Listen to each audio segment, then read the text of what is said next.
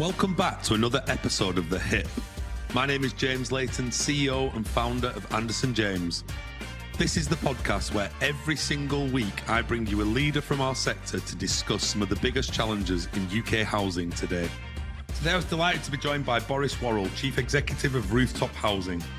We talk at length about his background, how he came from journalism to the Home Office into housing as a head of comms, and his subsequent journey to becoming a chief executive.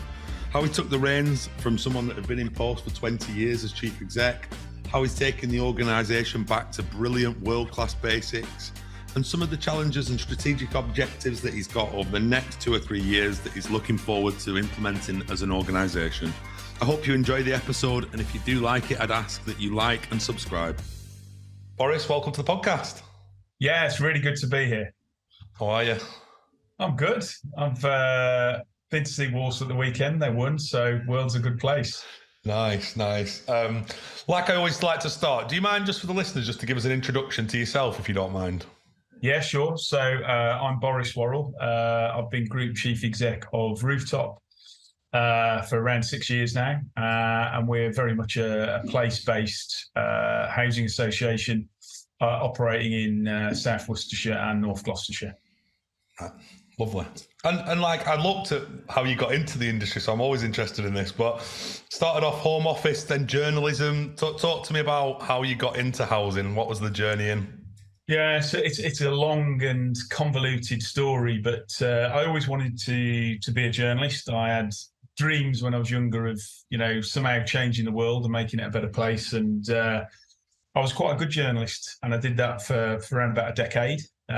On big regional papers and a bit of work on nationals in London. The career kind of path ran out of steam a little bit. Unless you wanted to settle in London, you were never going to really establish yourself on the national scale. So by that time, I was kind of engaged and sort of kids were on the way. So going to London wasn't really an option. So I sort of pivoted and I got into communications. And ended up working for a couple of Home Office agencies. The first one was the Criminal Cases Review Commission, looking at miscarriages of justice. And then I worked for the National Crime Agency, which was literally like working in a spy film. It was absolutely crazy. And then by chance, somebody asked me to do some research for them on a head of comms job. For an NHS trust. And when I was doing the research as a favour for someone to come up with a JD, I saw this job for a head of comms at Accord, and I thought, well, that looks interesting.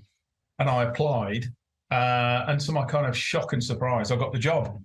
I guess I was about 38 or 39 at that stage, and the rest is history, so to speak. And I've been in housing for the sort of, what would that be, 13 or so years ever since, really. Amazing. And how important was that foundation of journalism, would you say, in your leadership style? Because I'm presuming comms is the thing that you're brilliant at in an organisation, but how good was it to have that foundation of journalism to take into your leadership journey, would you say? Yeah, so I think that's a really interesting question. So I think journalism gives you a couple of things. If you're going to succeed, you've got to be really focused, you've got to be determined, you've got to be deadline driven, you've got to be detail focused, and you've also got to be able to connect to anybody from street homeless to government ministers and everything in between. Yeah. So that ability to not necessarily to communicate ideas, although that is important in leadership, but that ability to connect and communicate with all sorts of different people, I think is a huge strength of a lot of journalists. And that ability to understand issues and where the world is going, and have that broad understanding of how the world works, the world of government, the world of politics, the world of private business. You kind of get a flavour for all of that in journalism, because one day you're in court, the next day you're writing about school fates, so you get a really good understanding of the world, and I think that's been good. One of the things I've had to dial down is kind of pace, deadlines, get it done, all that. because I think that places a lot of demands on the people who work with me, and I've had to dial that kind of that aspect of my personality and career path down a little bit. Yeah, okay. And then from head of comms, it's an interesting journey to chief exec, right? I've not seen many that came from a comms background into that. So No. what was your transition, and what were some of the fundamental things that you had to upskill yourself on until you could become a chief exec, would you say? Yeah, so that is a good question, and I have talked to probably 3 or so people in similar job roles who've got the same aspirations, and kind of confidentially I've talked to them about how I did it, but essentially it was about broadening out my role so that it started to look at kind of more core functions within housing, sort of like business planning, and then sort of performance reporting, and then project management, and kind of adopting that kind of thin layer across an organization that joins everything up together. And so I became a director at Accord, and sort of captured the flag around sort of business planning and things like that. And then I got the chance at Orbit to build that further and take on performance and project management.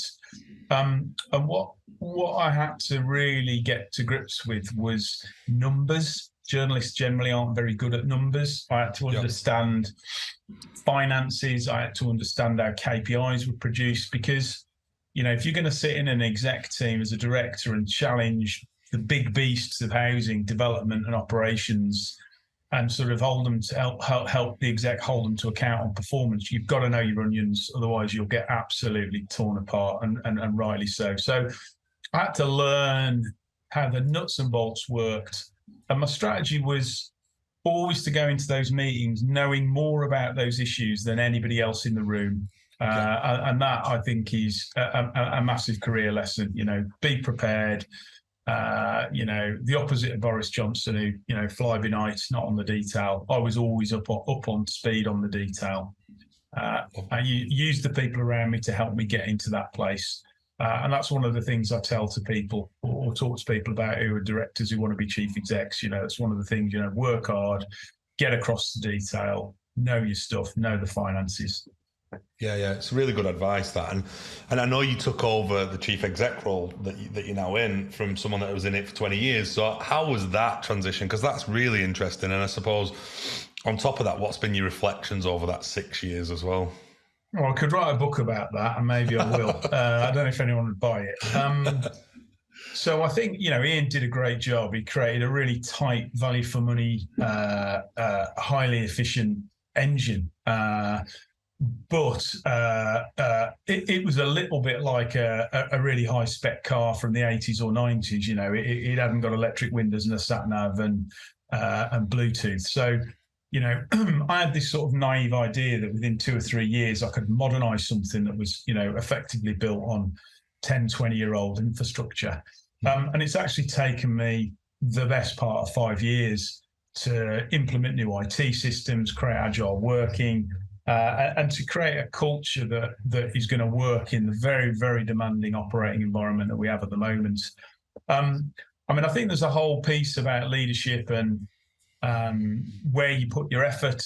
You know, do you utilize the time and space you have when things are easier as effectively as you could? And I think back, and I don't always think I did. I think you make mistakes, and some of them you recover from, and some of them you have to live with.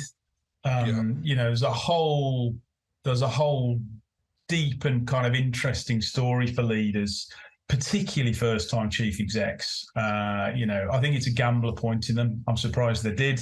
I'm glad they did.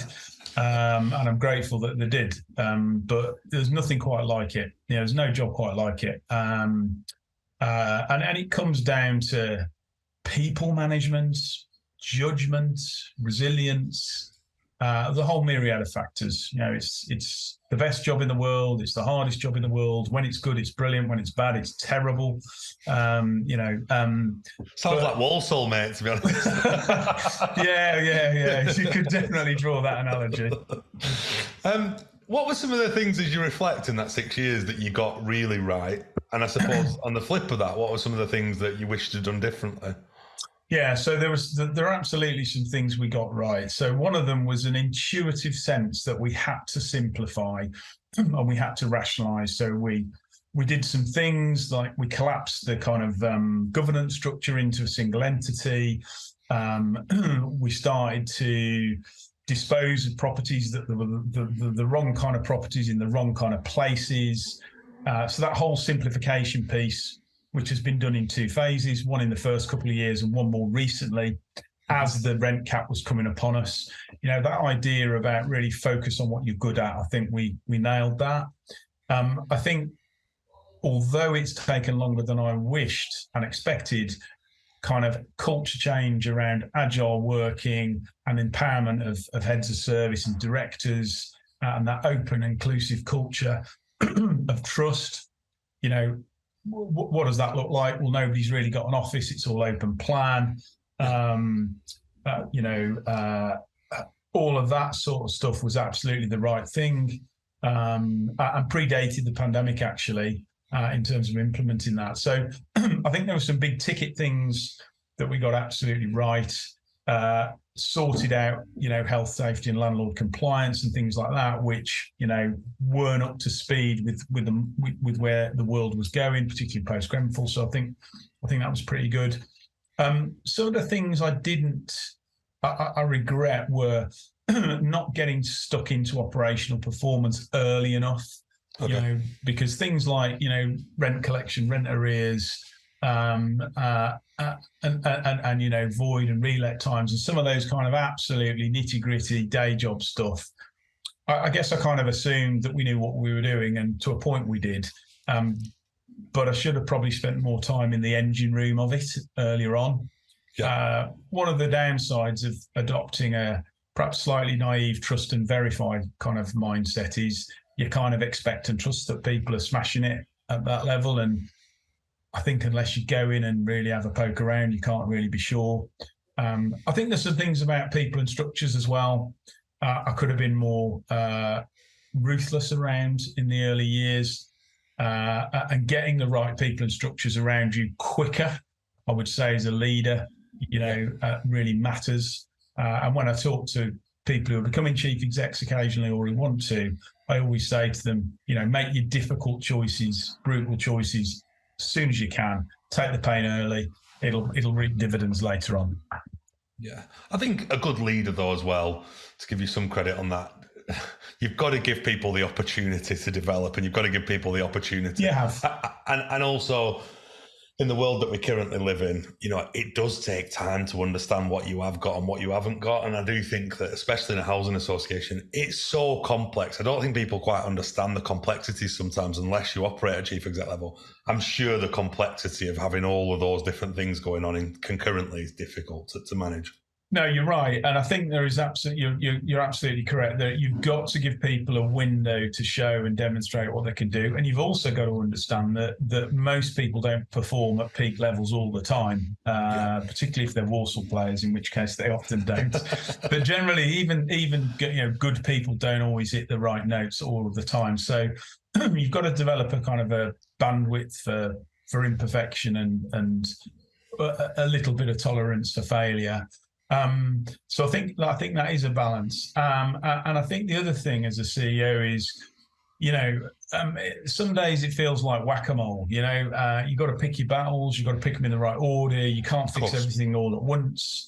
And actually, as you've said, the world is changing around you all the time. And, one of the things we've been doing, which we'll talk about a bit later, I guess, is looking at a target operating model. We've been doing that before the rent cap.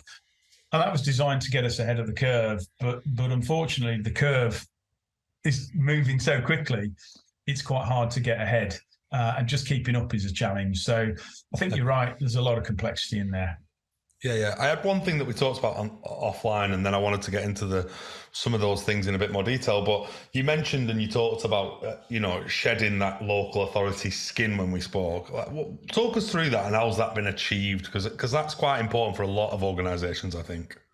Yeah, and I mean, I think we're absolutely there. Yeah, there now, and I think we were there to a large degree in terms of when I arrived, we'd got separation from the local authority. There were clear kind of boundaries, really good working relationship with the local authority, who were brilliant, actually. But we came out of there, whatever it was, 25, 26 years ago. The bit that we hadn't landed when I got there was it didn't feel like a modern dynamic social business. It felt and looked a bit like a local authority. I know it's silly, but, even things like the standard issue brown walls and brown carpet and, all that sort of stuff, we had to modernise and make it feel like a vibrant workplace. And get a bit of swagger and a bit of confidence about our independence. And that's really about culture and mindset.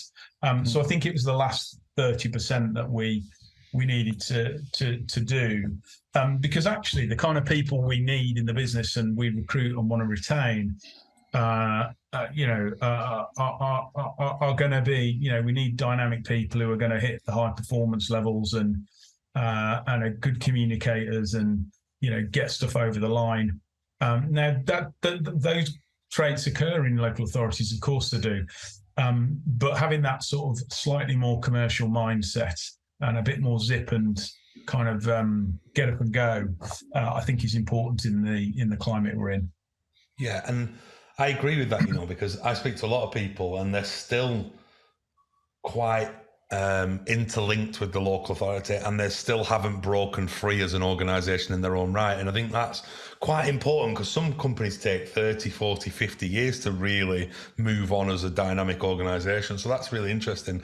And as we sit here today, just give us the helicopter view of Rooftop Housing as we are right now. And then I want to talk about some of the things you mentioned in the good things that you've done. Okay, so we're... So it's all about people. Without good people, you're not going to deliver. And I think we've recruited and retained generally higher quality people in the last couple of years. Our kind of attrition rates and those sort of things are good. We've got a good stable management team. We've got a really good dynamic board, which is very diverse and great blend of housing people and non-housing people. So I think that's all good. I think we've got most of the basics in a pretty good place, but there's always more to do. And I think one of the things that we really need to chase down and close down is how we truly transform towards digital services that are fantastic, not just that are basic. That's not easy, because 7,000 properties and 20,000 customers, all individual properties. It's just never going to be that easy, but we've got to get better at some of that. So I see that as a key objective for the future. But we're in good shape. It's tough, but it's tough in most sectors right now. And I think we've got the target operating model and the structure for the next couple of years set. We're financially strong. So the message to staff at the moment, colleagues in the last week and over the next couple of months will be, it's good. Yes, it's challenging. Let's crack on. Let's deliver. Let's be the best we can be.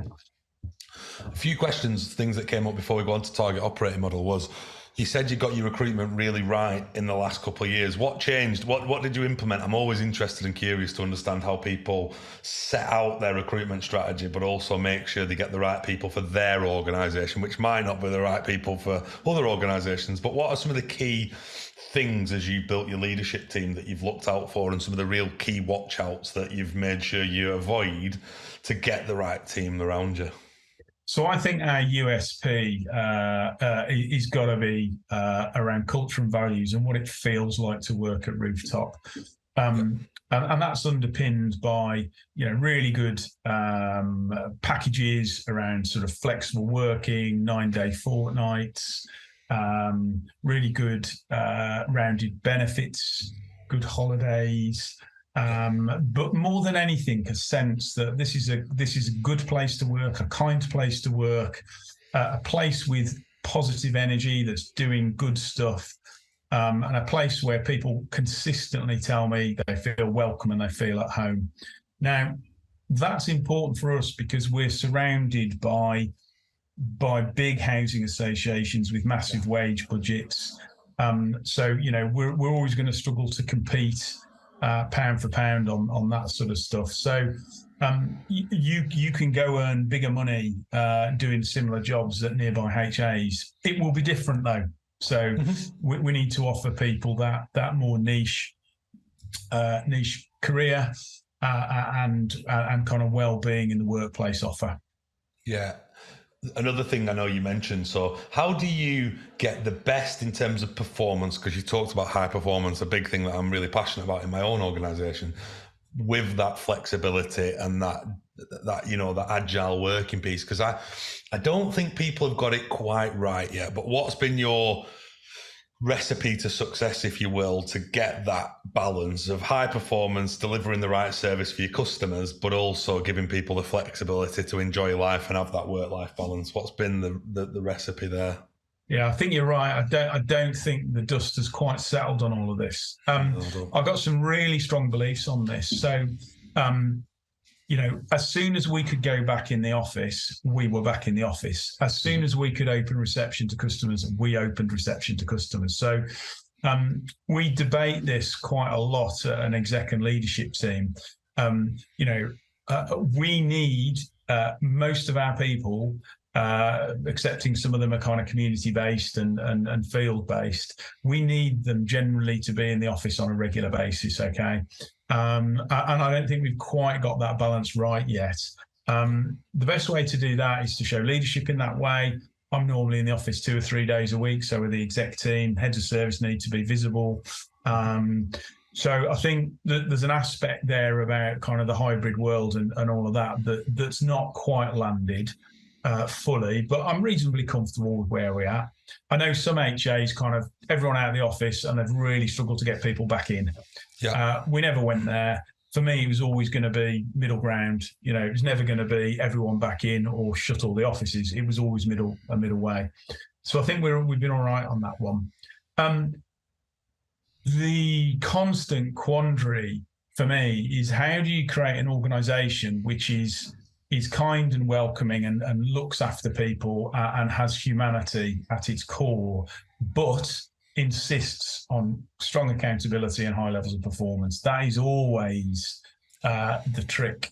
And I don't think I've got that quite right yet, which is a source of continual thought and frustration for me. I mean, I think the theory is fine. Really, it's about setting the right values and culture and then setting the right targets and then kind of away you go. Mm-hmm. It shouldn't be more complicated than that. But of course, we're talking about human beings and they're complicated, including me. So it's a constant cycle, really, of trying to pitch that right. And I think some of it depends at the kind of the period you're in. So, we can and we do demand of our people at certain times on big ticket stuff. We can whip the horse if you like, but at some point you've got to stop doing that and give people a break as well. So it's a constant kind of tension, I think.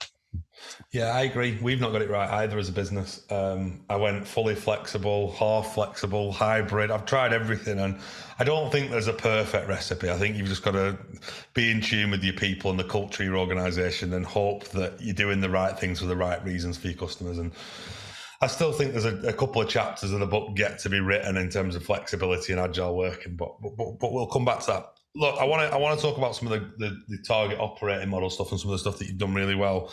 I know that you have looked at the 360 customer experience and had full transparency around that, but can you tell us a bit more about how you've delivered that and what were some of the key milestones and steps you took to get there? Yeah, so, I'm not saying we're great at this. We're absolutely on a journey. So there's some fundamental principles, which is, at the top level, you need to be accessible and accountable to customers. So, I've had some chap contact me on Twitter at the weekend. He's a customer. He's got a complaint. I've responded to him because that's the respectful thing to do. Yes, it's now been it's going to be dealt with by the team and they'll look into it. But I've always been accessible to customers. I reply to emails. And if you need to get hold of me, you'll find a way. If people phone up and demand to speak to me, they can. It's just how it is. Yeah. So I think there's a thing there about customers are not to be held at arm's length. You need to actually be close to your customers physically. That's why it's important that we have an office presence and open reception. And I think, you've got to kind of you've got to kind of give multiple channels to communicate and to make yourselves available, whether that's phone or whatever. And I think you've got to kind of you've got to go see stuff. As an exec or a chief exec, you need to be out there looking at properties and talking to customers. So I think that concept of being close to your customers, which actually is a phrase one of our board members has used, I think is the key to it. The challenge is always, how do you operationalize that? And we're still not getting it right. We've seen a drop in customer satisfaction like most HAs. We've seen a massive rise in complaints like most HAs. We've got to take that on the chin, suck it up, and just be better. Listen more, respond more. One of the things I don't think HAs, and Rooftops included, are particularly great at is keeping people in the loop. There might not be no update, but one of the things we're talking a lot to staff about is just let people know, I haven't got an update for you, but you're still on the agenda. So I think it's some of that basic stuff that we've still got to improve at, because customer expectations are different. They're much higher than they were even 3 or 4 years ago. Yeah, I agree. And how has the digital age changed that? You mentioned it. I get a sense that most HAs, and I'm not trying to generalize here, are pushing people down the digital channels. I think the digital channels open you up to much more criticism as organisations, if I'm honest, because it's so much easier now to complain in a heartbeat than it used to be, probably back in the earlier days. But how's that changed the dynamic as well? Like how's the digital piece changed the dynamic of how customers can complain, how we're keeping communicating with them? Because I still feel like we're probably not quite there with our customer base that want to necessarily go digital. We're forcing them down that route. But I would say the people that I've spoken to, especially tenants in local housing associations, potentially they don't want to be pushed down a digital route. They want to have that face-to-face interaction. They want to still have that really customer-centric view. What's your take on all of that digital stuff? Yeah. So the biggest level of traffic is around repairs, and that's quite a hard thing to execute through a digital medium, because you're talking about an individual person and an individual house with an individual issue. Yeah. We've just turned off temporarily our repairs app, because basically all that's doing is adding another step in the program by letting people report repairs, and then an email is sent to the repairs team. That's not adding any value, and actually, until we get back to kind of pre-pandemic waiting times, which we're close to, there's no point clogging up our systems with additional emails, when actually at the moment it's probably quicker just to speak to somebody. You've got to have a high level of functionality and that sort of thing to make it worthwhile. So, for example, you've got to be able to kind of book your own low-level repair at a time that suits you. And until we can get that operationally, in terms of the people and the van and the appointment system all lined up, there's a limit. I think it works well in some areas like income or money advice or signposting and things like that, or some of the more transactional stuff. But the complexity around repairs and maintenance is not an easy thing to nail through digital. No. I think what it has done now, I think the other problem with it is, as soon as you say to people you can report a repair on an app, they think, oh, this is a bit like when I order something off Amazon or, where are they? So there's a bit of expectation management about that, which I think is another reason we've turned it off for now, because I think people are just getting frustrated because they're not getting the kind of response levels they expect. I'm not sure who has nailed this in housing. I think it's a difficult one. Yeah, no, I agree. And one of the big things is there's a lot of challenges in the current climate, as well as in the cost of living being a massive one. How much and how big is that on the expectations being placed on the housing associations, in your opinion, and Rooftop? Like, there's a lot of, I said offline to you, being a chief executive in this world right now is one of the hardest jobs in the world, I think, because there's so many demands. What's your view, I mean, in terms of how much expectations being placed on a housing association in today's climate? Yeah, so I think the position we're getting to is that with the money we have, which is in our case £1 million less than it was because of the rent cap in terms of income versus expenditure, there is a limit on what we can do. And therefore the onus is on us to be as efficient and as the best we can be around how we allocate resources, people, and resources in terms of vans and repairs and capital resources to meet customer need. So I think we've got less than we had, and yet demand is bigger than it ever was. Of course. So repairs is probably 20% of repairs levels. But also the customer need, the level of mental health, physical health, issues with accessing social care, the just general kind of levels of anxiety and frankly poverty amongst some of our customer base just mean that we're kind of being stretched and we're kind of at the coalface of all of that, partly because for the right reasons, we are pretty accessible. So you can phone someone, you can get hold of someone, you can speak to someone. And I'm not sure that's the case everywhere else. So some people are kind of turning up at rooftop offices with multiple issues in their lives with a landlord. So we've got a relationship with them. But we're kind of being presented with a raft of stuff that I think is potentially partly about inequality and poverty. So it's a difficult gig.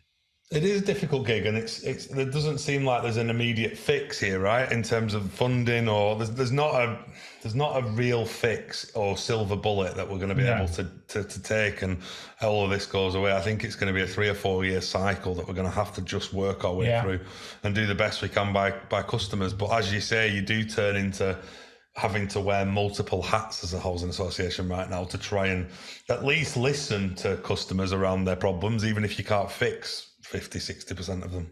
Yeah, no, absolutely. And that listening and making people feel like you care is so important. I mean, I was with the 20 plus operatives on Friday morning who deliver our repair service. They work for Platform Housing Association who deliver that for us.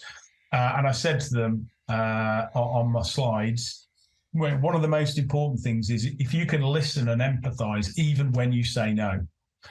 People need to feel that we care, and that's half the battle. Even if we can't give them what they want or they need, we've got to retain our humanity, even in the face of relentless pressure, and actually, in some cases, behaviour which falls below the standards that really colleagues should be tolerating as a norm. Now that is the exception, but we've got to keep positive and we've got to keep listening and empathising. Absolutely critical, and not become desensitized in a kind of an operating environment which is pretty attritional at the moment, and that's hard. That's quite hard to do, particularly if you're customer facing. That can be tough.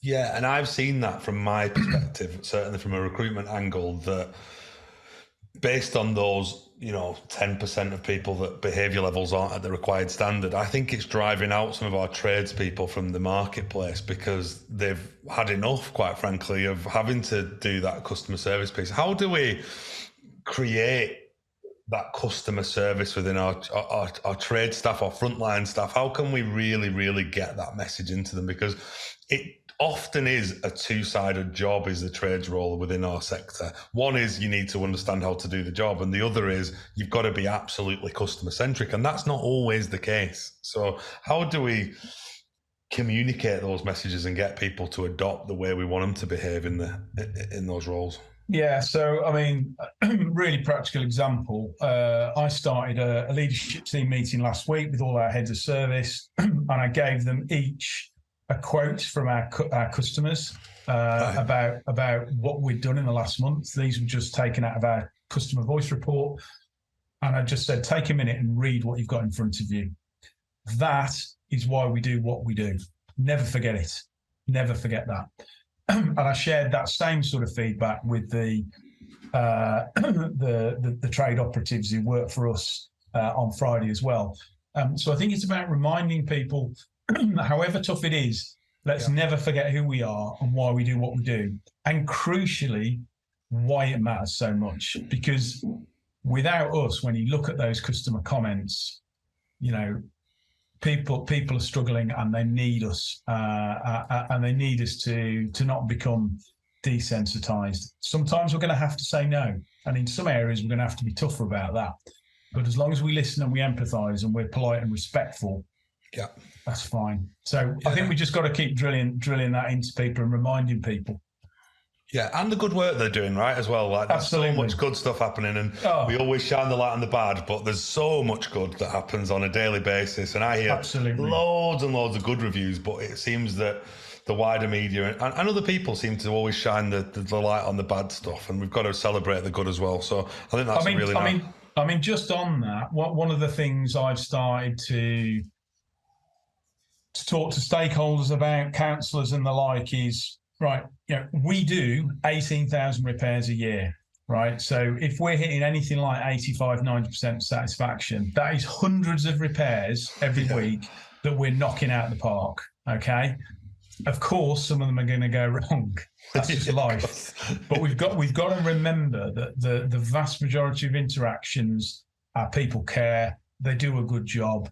They're polite, they're respectful. And you're right. We need to keep reminding ourselves about all that good feedback that we get, as well as the stuff we need to learn from. Yeah, of course. And as we continue on the target operating model, the one thing that I know you've placed a huge emphasis on is around this world-class basics. Yeah. I think when we spoke offline, you talked about, I think it was 3,000 stock condition surveys. It's a lot. Yeah, it is. Talk us through how important that's been for your strategy, but also how key it is for your mantra as a leader to kind of instill that into your teams. Yeah, so there's a couple of things here. So the first thing is we've been out to customers at scale a couple of times in the last 2 years, most recently in a month or two ago, and asked them what matters. And we've got really strong data from a couple of thousand of them. And what matters is quality of the existing home, good repair service, and support and advice, particularly around things like ASB. So our target operating model is built around 3 key objectives, which is quality, good quality homes, reliable landlord services, and support for those who need it. So we basically built our vision and our new 3-year plan around delivering against those customer objectives, and then underneath that, you've kind of got directors and functions aligned to that. And when we talk about kind of focusing on the basics, it literally is. Got to make sure we've got the right number of staff and the right skilled staff in the investment directorates looking at the quality of the home. We need more staff involved in customer resolution kind of roles and complaints management to make sure we get the repairs and other services right. And we've now increased our ASB team to 2 from 1. So we've got 2 specialist officers, because that's the stuff that matters for customers. So we're in an era where you've got to make choices and you haven't got as much money as you had, you've got to cover your bases before you do anything else. Now, we'd already started that work before the rent cap. It's the right business strategy in any event. And as I said, we thought we were going to get ahead of the curve, but the curve caught up with us. But I feel good about where we're at. We built a budget for the next couple of years that's good. Got the right structures, the right staffing in place.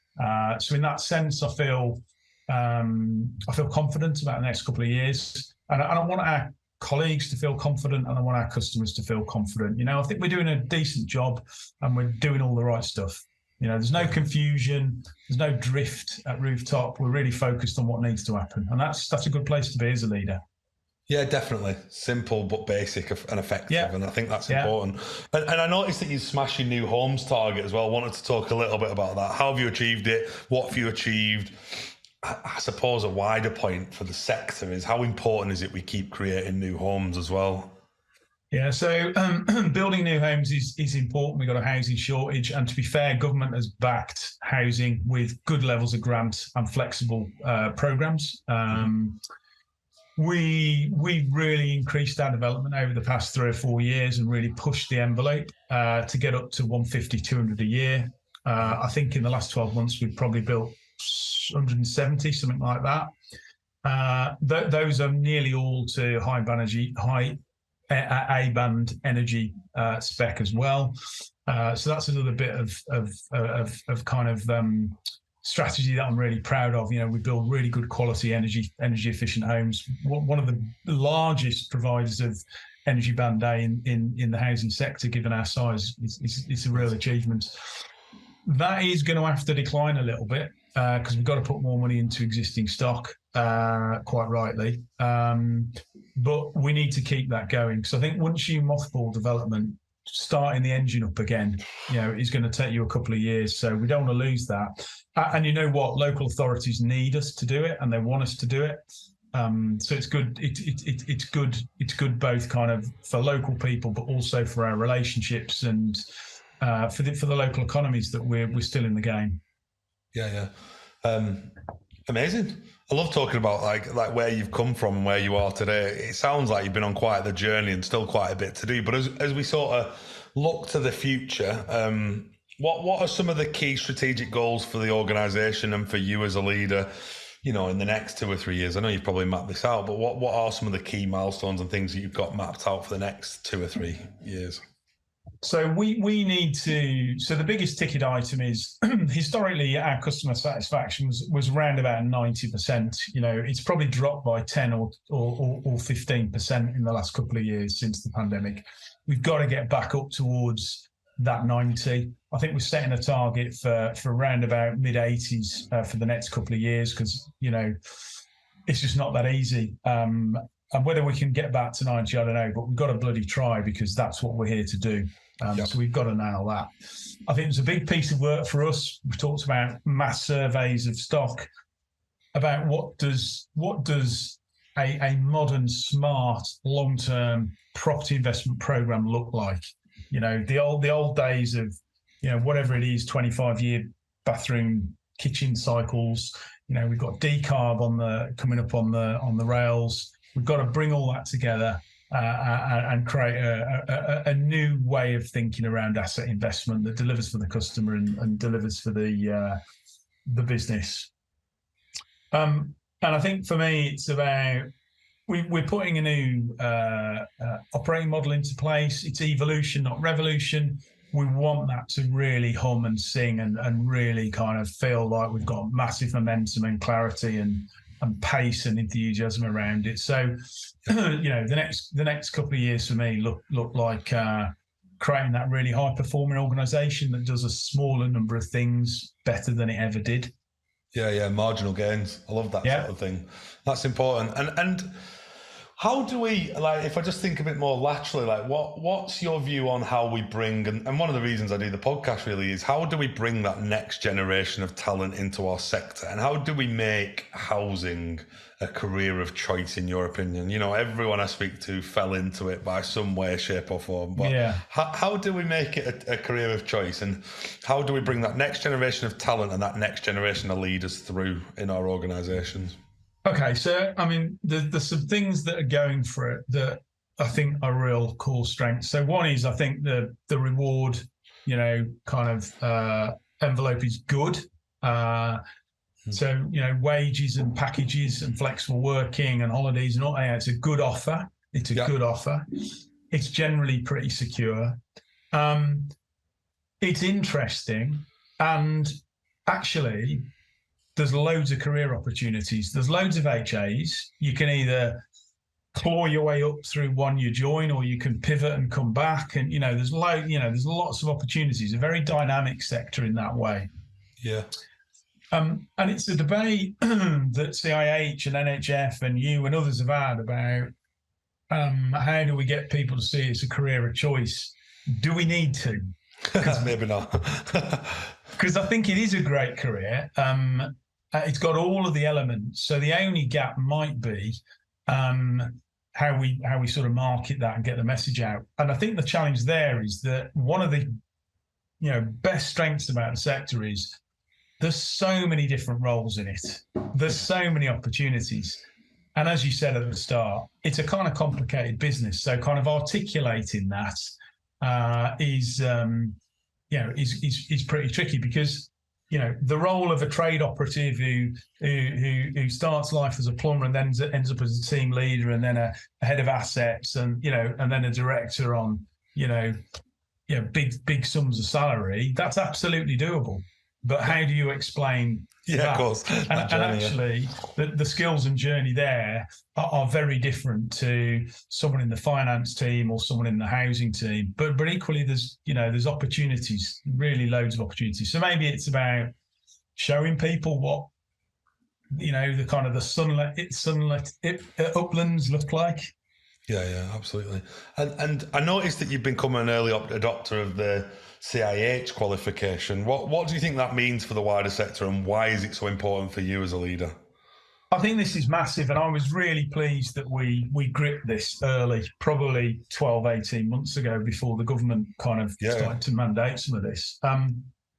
The biggest thing for me in the short term is it's given the 20 or so generally younger people in the organisation who've signed up to it, younger in terms of their career, not necessarily age, a real sense of focus and impetus that they're going somewhere with this, and a bit more pride. And I think longer term, a bit more confidence that they've got the framework and the training and the knowledge to do their job with confidence, because as you kind of face up to a challenging environment, having the confidence to make judgments, make decisions, whether that's to do something or to perhaps push the boundaries of the policies or to say no, all of those things require knowledge and confidence, don't they? So I think it's about, I'm really excited about it. It's a great thing for career development, but I also think it'll help us operationally and deliver more consistently. Yeah. Because I think consistency in housing is a really big thing. So if you buy Subway sandwiches, I don't think they're that great, to be honest. But you know what you're going to get whether you buy one in Warsaw or one in Berlin. You're going to get the same thing. Good point. So how are customers after an amazing service? Probably not. I think they're just after someone that's reliable. So I think the CIH professional quals and framework will help us get that level of consistency over time. Amazing. I mean, we're running out of time here, but just one last thing for me, and I always like to try and end here, is kind of, if you look broader than Rooftop, what do you want to see for the sector? Like, if you were to think blue sky thinking, what are some of the really important things you'd love to look back on in 3-5 years and say the sector has nailed that, literally nailed that? So the biggest unresolved challenge I think the sector has had is its story and its perception. So I think it's made good progress in terms of politicians, particularly, the Conservative Party, who've been in power for 13 years now. But, I think people think about sectors like the university sector, absolutely the NHS, and one or two others with a kind of warm disposition, a default kind of fondness. And we do so much that is good, and we do what we do well the majority of the time, and yet it doesn't feel like we're kind of understood and valued. Now, I was a comms guy, in theory I should be able to solve it. I can't. But if there was some way for the sector to be valued and understood for what it does, and to be regarded with some degree of value and affection, I think, beyond what it has today, I think that would be an amazing thing. But it's probably not achievable. But let's hope.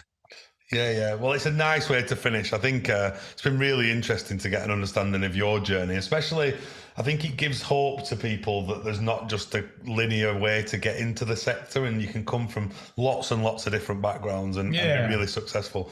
And I think the Rooftop story is really interesting. I can't wait to see what happens in the next 2 or 3 years and where you track from this point. And hopefully we'll get you back on in a few years and see where you got to and how many of those things you achieved.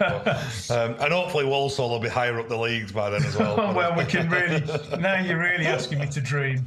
But thank you for your time, Boris. I really appreciate you coming on the pod. Absolute pleasure. See you soon. Thanks. Cheers. Thank you. Bye. Thank you for listening to another episode of The Hip. If you'd like to hear more from us, please be sure to follow us on your favourite podcast platform. We are also running a 30-minute clinic free of charge to any clients that want to recruit in a more inclusive way.